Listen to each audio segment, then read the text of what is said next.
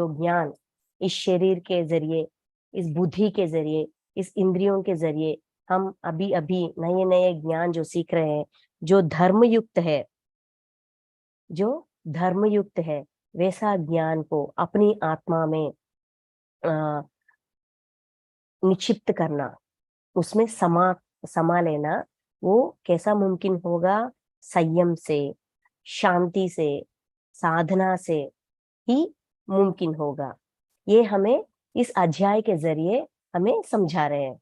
ठीक है, तो कल हम जिसका अंतःकरण, 7वां श्लोक, जिसका अंतःकरण ज्ञान विज्ञान तृप्त है, से तृप्त है, जिसकी स्थिति विकार रहित है, जिसकी इंद्रियां भली भांति जीती हुए हैं, और जिसके लिए मिट्टी पत्थर और सुवर्ण समान है, वह योगी युक्त अर्थात भागवत प्राप्त है, ऐसा कहा जाता है। यह हमने रुका है कल।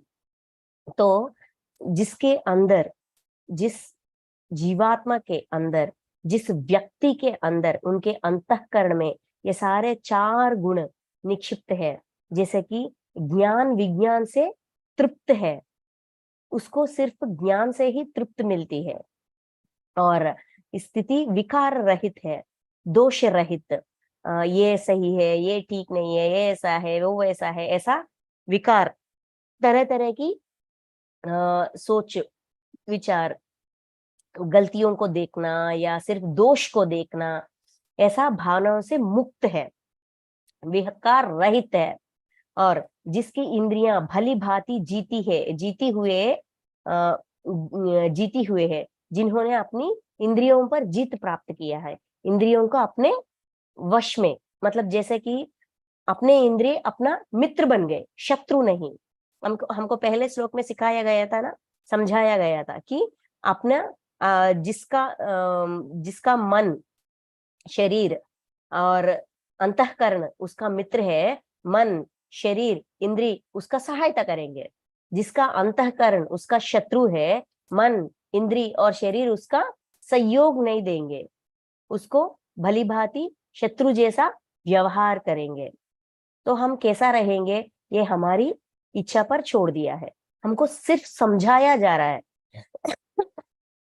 जैसा हम खुद का मित्र बन सकते हैं, जैसा हम खुद का शत्रु बन जाते हैं।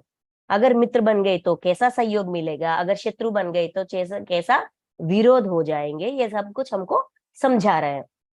इतना ही नहीं, 4वीं पॉइंट ये है कि जिसके लिए मिट्टी पत्थर और सुवर्ण समान है, जैसे कि मिट्टी पत्थर और सुवर्ण सोना सबको एक समान देख सकता है, जिसका प्रभाव, जिसका गौरव, जिसका वैल्यू उसको देना, सबका एक एक वैल्यू होती है, उसके अनुसार ये कम है, ये ज्यादा है, इसका महत्व ज्यादा है, इसका मूल्य ज्यादा है, इसको कोई मूल्य नहीं है, ऐसा भेदभाव को छोड़कर सच्चाई को देखना।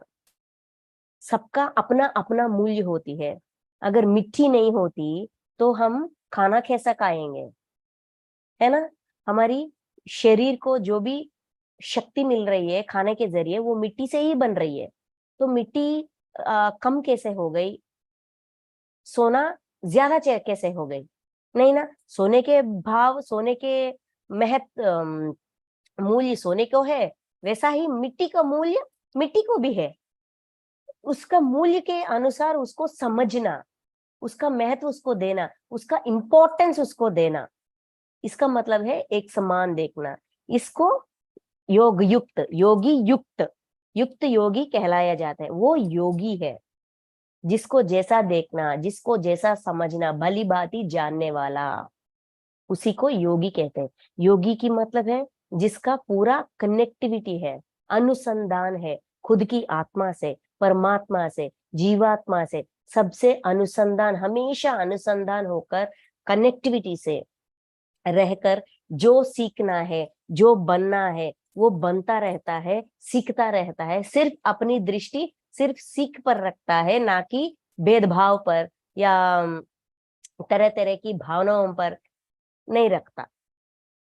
ठीक है, नेक्स्ट 8th वन, सॉरी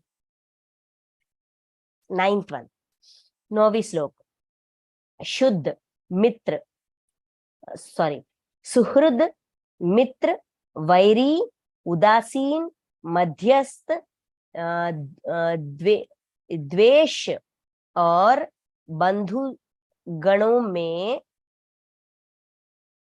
द्वेष और बंधु गणों में धर्मात्माओं में और पापियों में भी समान भाव रखने वाला अत्यंत श्रेष्ठ है।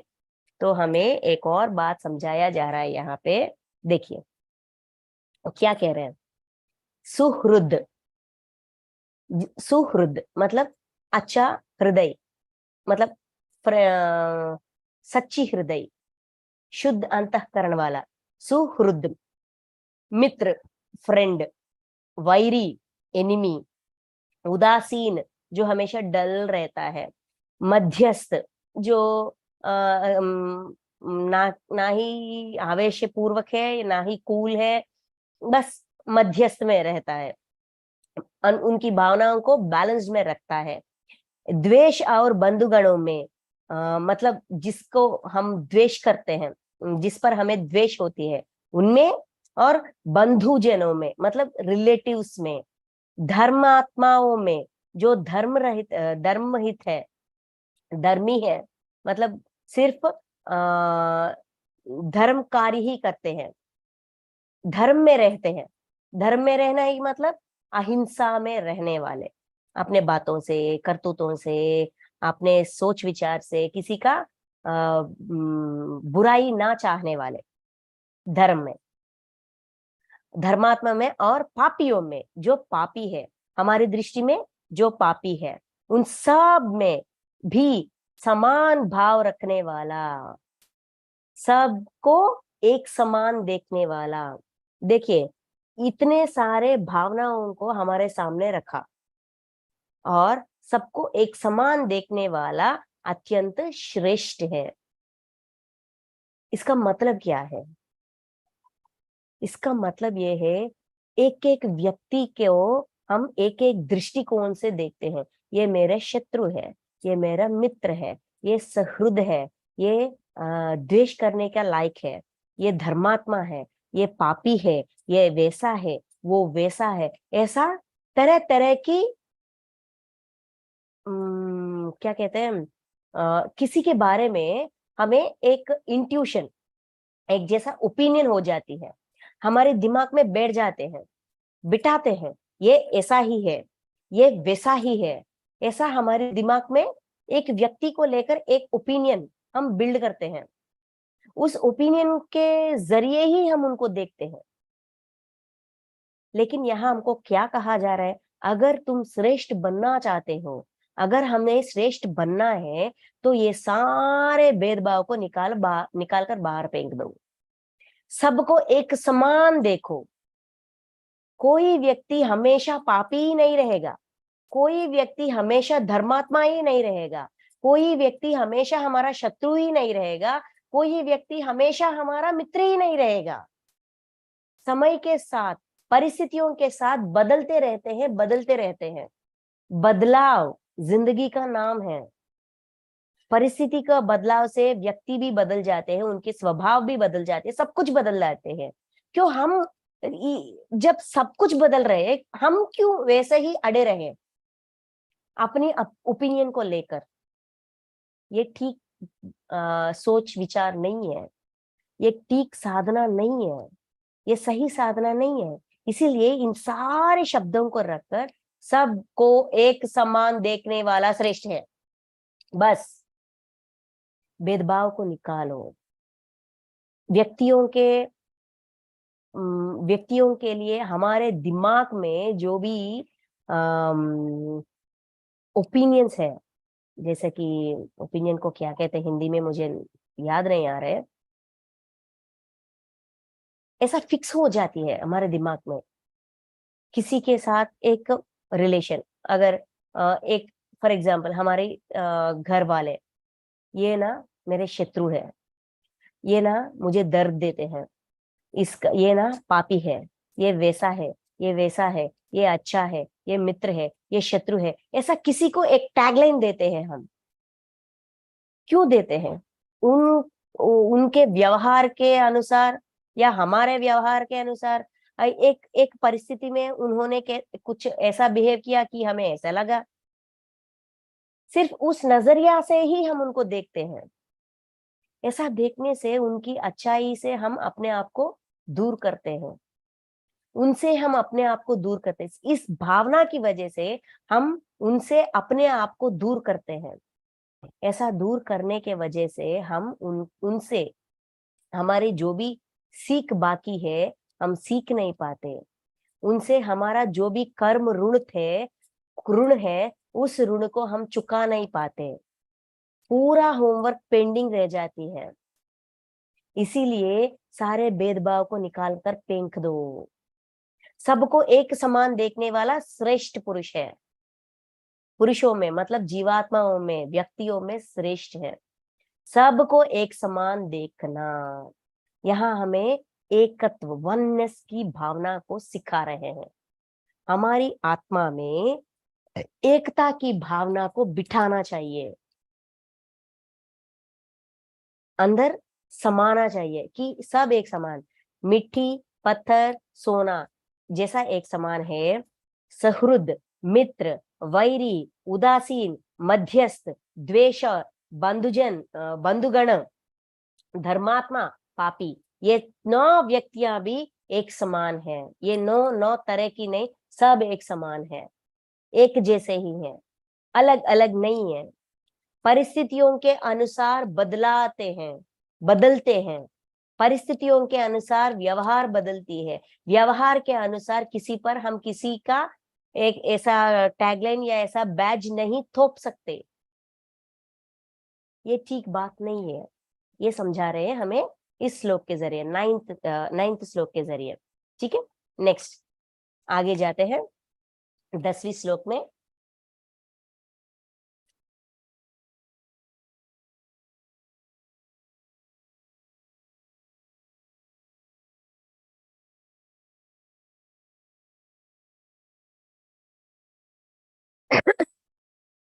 टेन, 11, 12, 13, 14, 15, ये 6 श्लोकों में एक साथ ज्ञान। जैसे कि अगर हमें जितेंद्री बनना है, देखिए 9वीं श्लोक में हम क्या कहाया गया था? इंद्रियों पर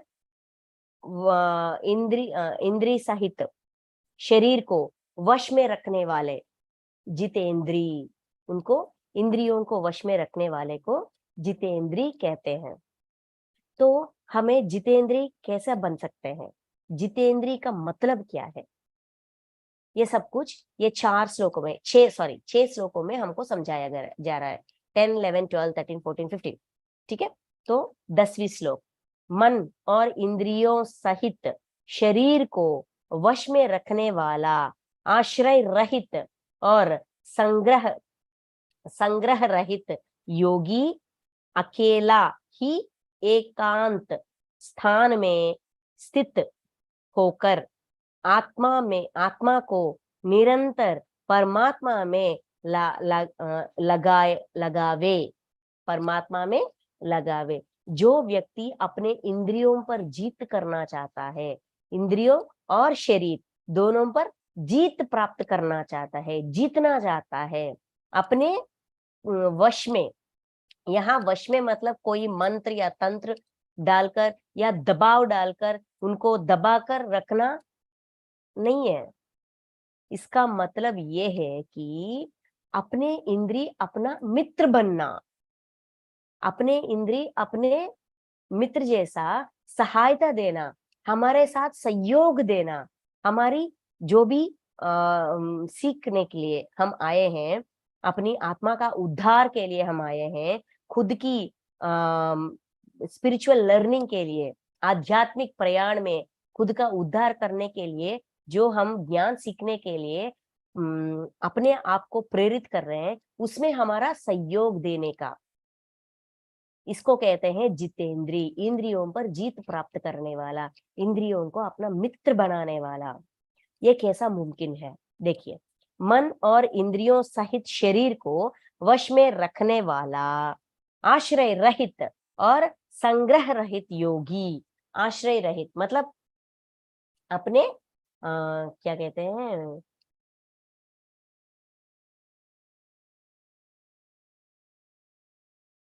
आश्रय रहित और संग्रह रहित योगी मतलब किसी पर भी जिसे डिपेंडेंस, आधार होना। आश्रय रहित मतलब निराधार रहना, इस परिस्थिति से ही मेरा उद्धार हो सकती है, या इस परिस्थिति से ही मेरा कुछ भी हो सकता है, ऐसा किसी पर डिपेंड ना होना, आधार ना होना, सिर्फ अपने आप पर, अपनी साधना पर, अपनी शक्ति पर आधार रहना। और संग्रह रहित योगी क्या कहते हैं, भोग सामग्री जो मुझे खुशी देते हैं, इस वस्तु से, इस घर से, इस सोना से, इस कपड़े से, इस पैसों से, इनसे ही मुझे खुशी मिलती है, जिसको हम भोग सामग्री जैसा मानते हैं, उन सबको छोड़ना, बाजू में रखना।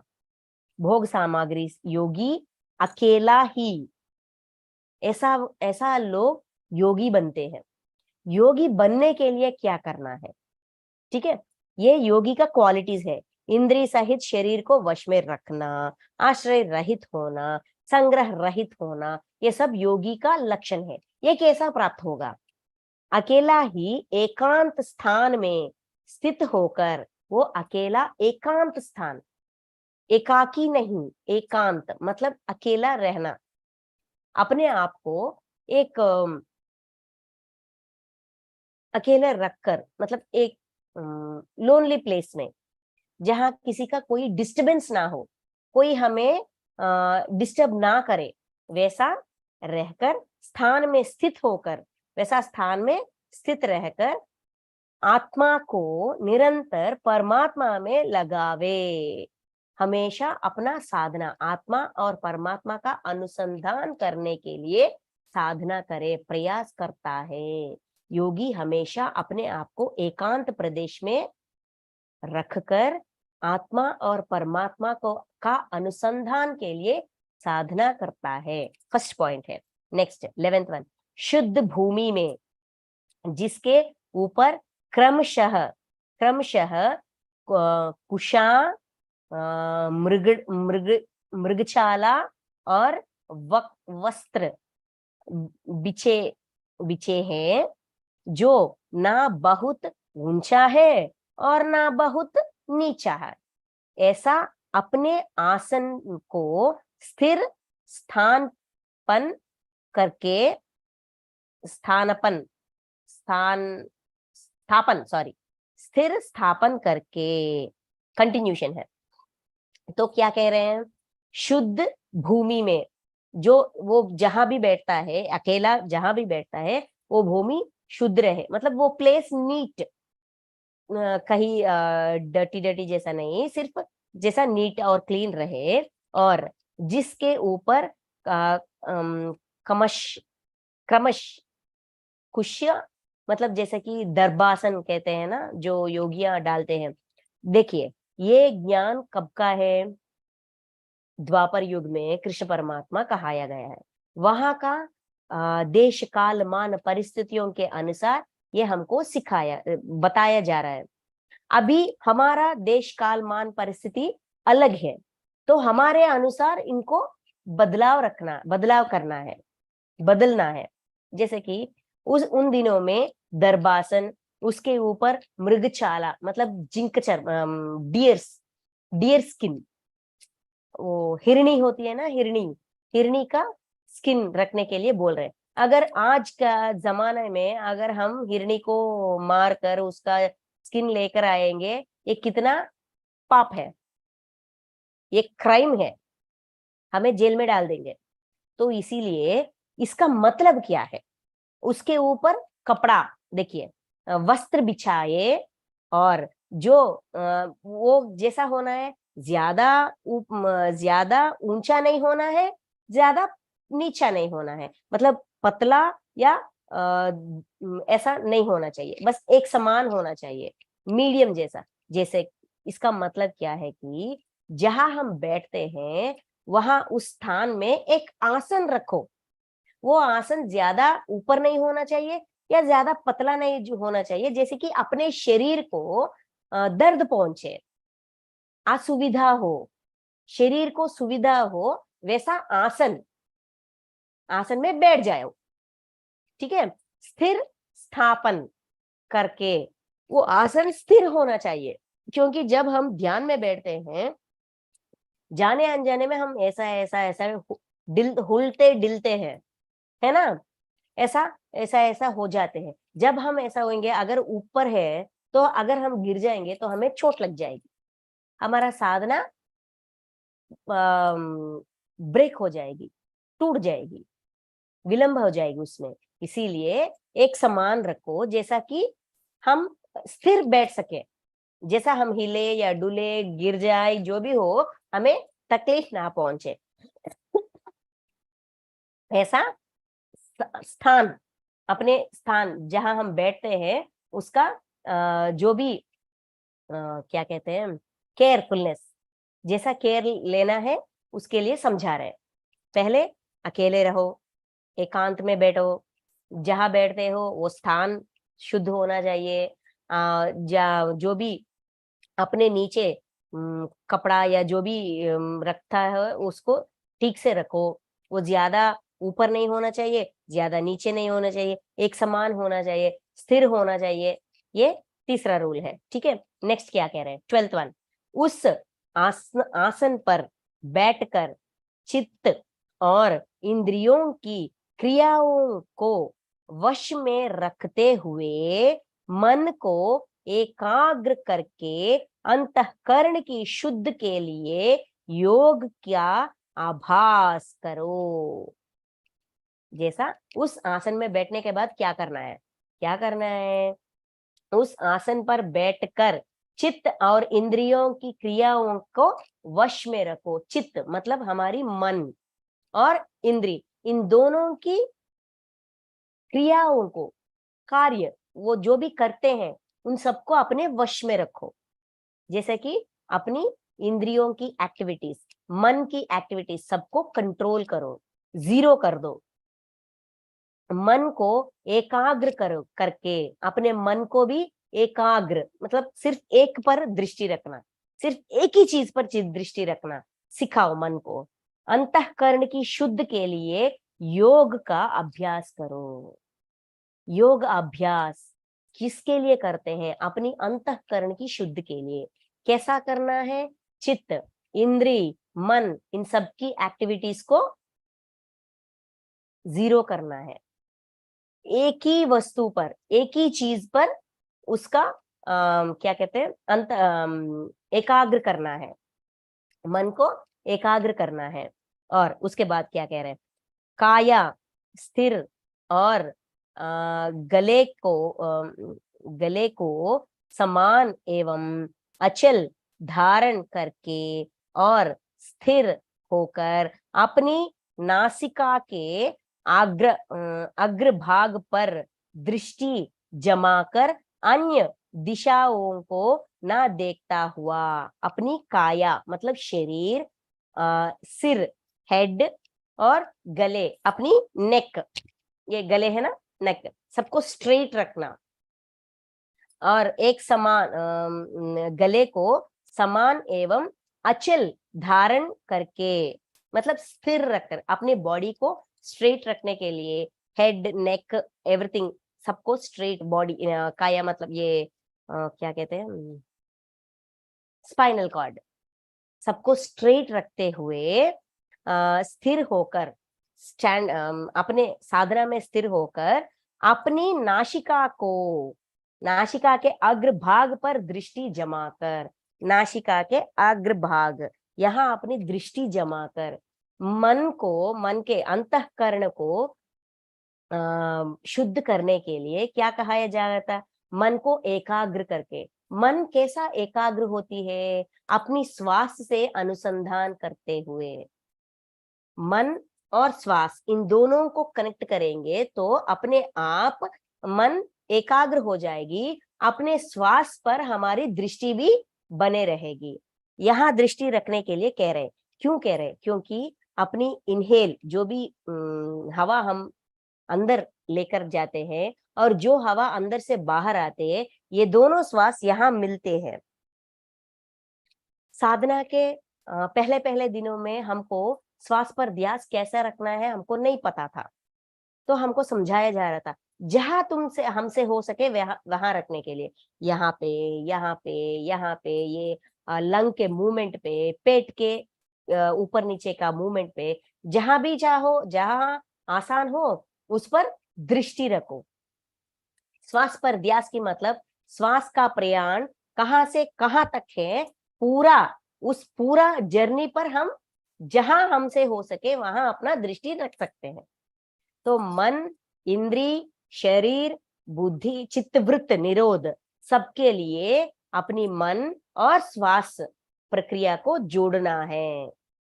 ऐसा जुड़ने से अग्रभाग पर दृष्टि जमा कर अन्य दिशाओं को ना देखता हुआ सारे बाहर की दृष्टि को बंद करो, मतलब अपनी आंखों को बंद करो, सारे पंचेंद्री के एक्टिविटीज को बंद करने के लिए कह रहे हैं, सुलाने के लिए कह रहे हैं। उसके बाद ब्रह्मचारी के व्रत में स्थित भय रहित तथा भली भांति शांत अंतःकरण वाला सावधान योगी मन को रोककर मुझ में चित्त वाला और मेरे परायण होकर स्थित होवे। जो व्यक्ति ऐसा साधना करता है जो हमको सिखाया गया है, आसानी से साधना, श्वास पे ध्यास, उसी के बारे में 10वीं श्लोक से 15वीं श्लोक 15 श्लोक तक हमें समझाया जा रहा है। कैसा करें, कैसा बैठे, कैसा अपने अंतःकरण को, अपने श्वास प्रक्रिया और अपने मन को कनेक्ट करें, ये हमको समझाया जा रहा है ना, बहुत आसानी से हम ये कर सकते हैं। जो व्यक्ति ऐसा साधना करता है वो ब्रह्मचारी के व्रत में स्थित। यहाँ ब्रह्मचारी व्रत की मतलब क्या है? ब्रह्मचारी की मतलब है ब्रह्मांड में जो भी ज्ञान है, पूरा ज्ञान प्राप्त करने के लिए स्थित रहना, हमेशा उसी लगाव में रहना। ब्रह्मचारी, हम सोचते थे कि शादी ना करना, सिर्फ कुंवारा रहना, यही ब्रह्मचारी व्रत है ना? लेकिन एक मिनट, एक्सक्यूज मी,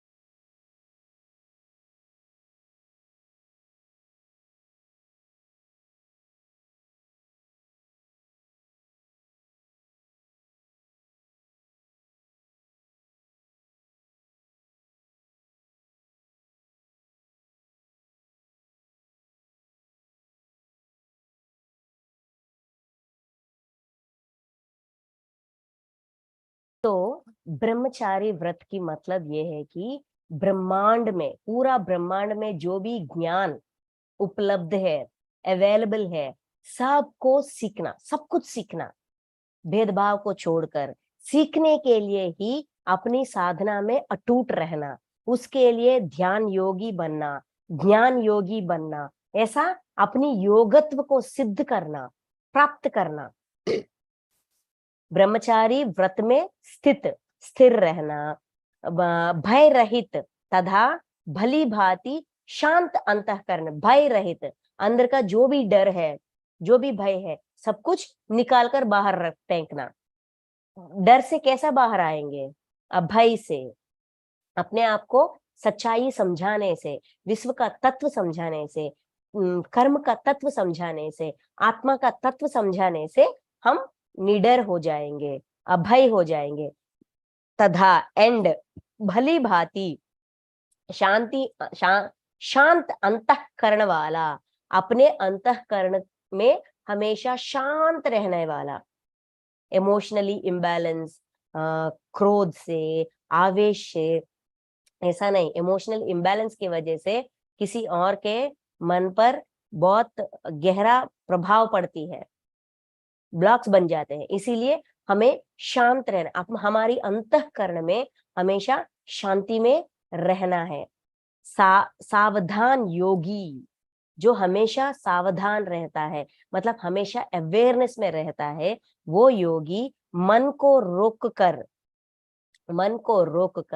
मुझ में चित्त वाला और मेरे परायण होकर स्थित होवे। जो योगी ऐसा साधना करता है वो हमेशा परमात्मा में स्थित रहता है। उसके दिल, दिमाग, जहन, चित्त, मन सब में परमात्मा की प्राप्ति के सिवा और कुछ भी नहीं होता। मेरी टारगेट ये है, उसके लिए ही मैं साधना करूंगा, वही मेरी पूरा पूरी दृष्टि, सिर्फ सीखना सीखना, लर्निंग लर्निंग लर्निंग लर्निंग। ज्ञानी बनना है तो सीखना है, योगी बनना है तभी सीखना है। योगी बनने के लिए कैसा हम अपने आप को ट्रेन कर सकते हैं, ये हमको इस ध्यान योग को सिखाकर बताया जा रहा है। और नेक्स्ट 15th वन,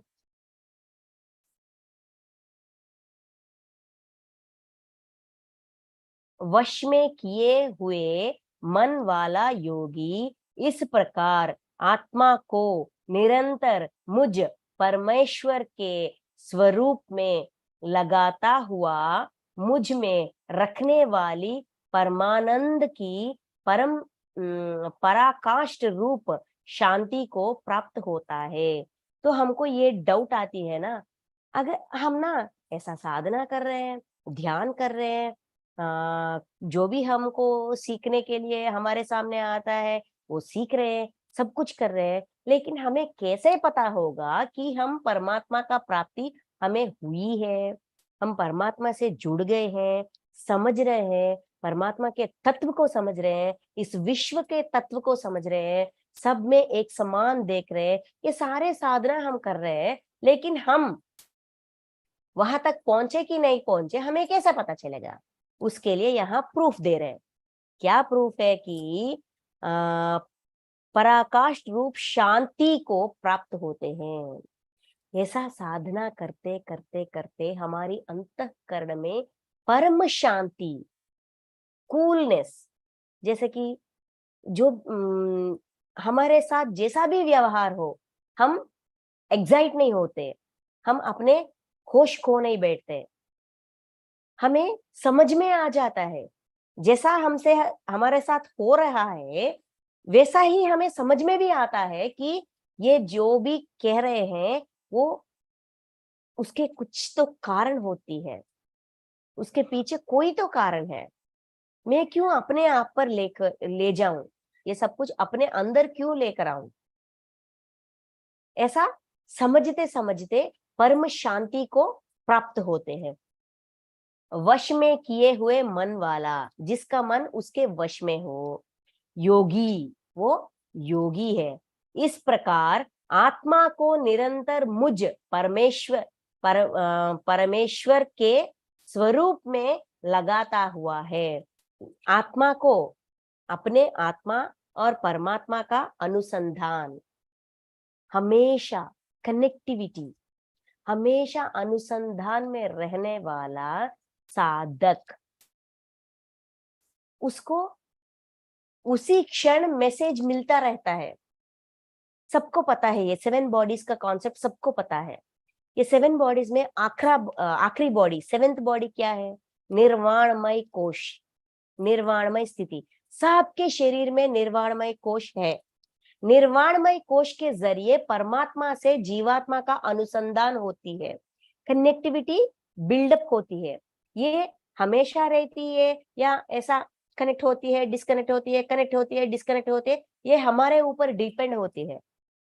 जो योगी है, अपने अंतःकरण को अपने वश में रखा है, अपने मन के सारे व्यवहार को पता है, सबको साधना के जरिए, ध्यान योग के जरिए, ज्ञान योग के जरिए अपने वश में हो, वो उसका निर्वाणमय कोश हमेशा परमात्मा से इस जीवात्मा को जुड़ा कर रखती है, जुड़कर रखती है। इसीलिए उसको हमेशा उसी क्षण संदेश मिलती है और वो संदेश लेने के लिए हमेशा सिद्ध रहता है। इसकी वजह से जो भी हमारे साथ घटती रहती है संघटना, जो भी संघटना घटती है, हमको समाधान मिलती है परमात्मा से। मौन रहो, किसी का बुरा मत चाहो, सही सही सोचो, गलत मत सोचना, गलत व्यवहार मत करना, गलत विचार मत करना, किसी को दर्द ना देना, अपने होश मत खोना, बैलेंस में रहना। ऐसा हमको संदेश मिलते रहते हैं, सबको मिलती है। लेकिन जो योगी है, मतलब जिन्होंने अपने अंतःकरण को अपने वश में रखा है, उसका कनेक्टिविटी अटूट होती है, टूटती नहीं है। टूटती है, जुड़ती है, टूटती है, जुड़ती है, ऐसा नहीं होती, हमेशा अटूट रहती है। जब ये कनेक्शन अटूट रहती है, उसको संदेश मिलती रहती है, उस संदेश को वो मानता है और मौन रहता है। इस मौन रहने के वजह से नो रिएक्शन नहीं देगा, इसीलिए वो हमेशा शांत रहता है। ये शांति ही, ये परम शांति ही सिंबल है कि वो परमात्मा से जुड़ा हुआ है, हमेशा जुड़ा हुआ है। ये प्रूफ है। ये प्रूफ कौन देगा? खुद हमारी अंदर से हमको समझ में आ जाएगा। तो इसीलिए हमको समझा रहे, आत्मा में संयम, आत्मा को परमात्मा से अनुसंधान करना चाहिए ध्यान योग के जरिए। कैसा ध्यान योग करना है हमको सिखाया गया है। ऐसा ये 10th श्लोक से 15th श्लोक तक ये ज्ञान हमको सिखाया गया है। तो आज हम यहाँ रुकते हैं, क्योंकि 16th से 27 तक हमें साधना, एक साधक कैसा साधना करना है, साधना करते करते साधक कैसा एक एक पड़ाव क्रॉस करता है और कैसा आगे बढ़ता है, उनका स्थिति कैसा होगी, ये सब कुछ हमें 16 to 27 हमको समझाया जा रहा है। तो इसीलिए हम यहाँ आज का पूरा सेशन में ध्यान योग से हम योगी कैसा बन सकते हैं और योगी बन गए इसका प्रूफ क्या है, हमको इन श्लोकों में हमको समझाया गया है। Thank you masters, thank you so much. और हम कल मिलते हैं अगले श्लोकों को सीखने के लिए।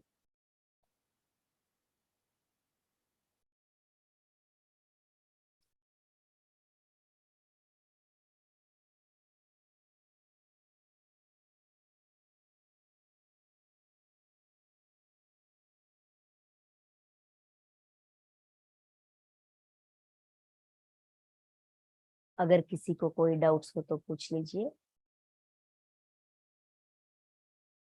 अगर कोई डाउट्स नहीं है तो हम सेशन एंड करेंगे।